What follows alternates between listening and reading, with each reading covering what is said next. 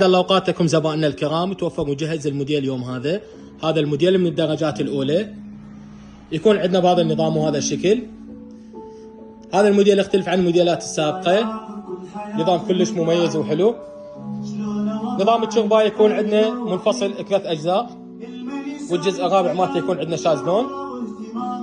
اما الكوموديات مالته تكون بهذا الشكل، كلها ارجل لوكنز. المسطحات مالته تكون بديل الخشب بهذا الشكل.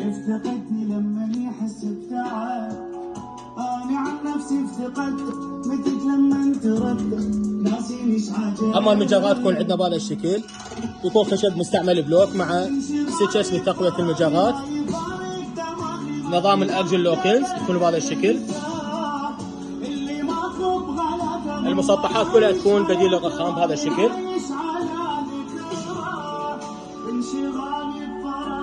اما الشازلون يكون عندنا بهذا الشكل، يكون نظام مخزن، باب تنفتح مخزن يكون لسعة التخزين طبعا.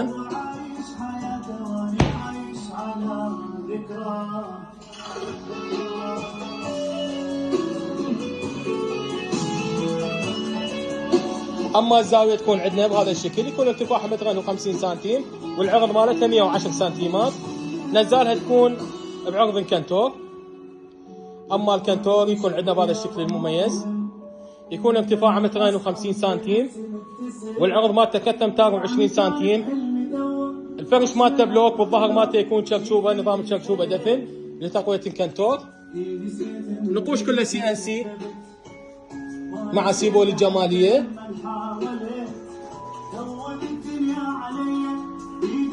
الوجه مالته NDF 12 ملم.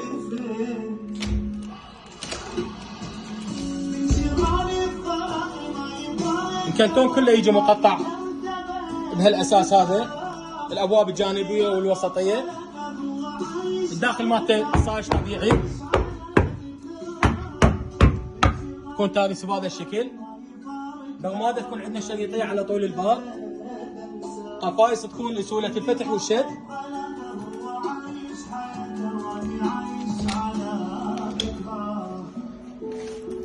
الاصباغ مالته المستعمله بهذا الاساس.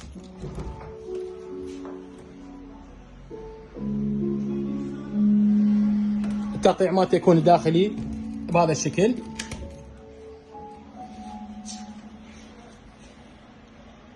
ميز تواليت بهذا الشكل. المسطحات مالته كلها بديل الخشب. مجرات تكون عندنا وسطيه، كلها مستعمله ستشات من الدرجات الاولى. اما القزامه تكون عندنا بهذا الشكل.